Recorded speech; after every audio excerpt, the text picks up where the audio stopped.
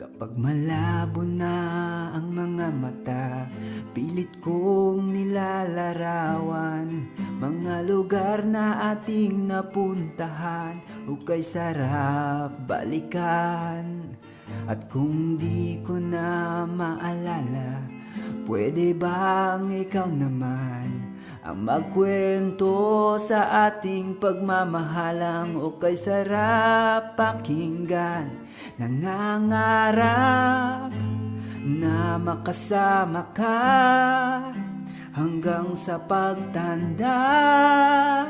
Ika'y nais makapiling sa tuwina at hindi magsasawa, hindi mapapagod sa paglalambing kailanman. Nangangarap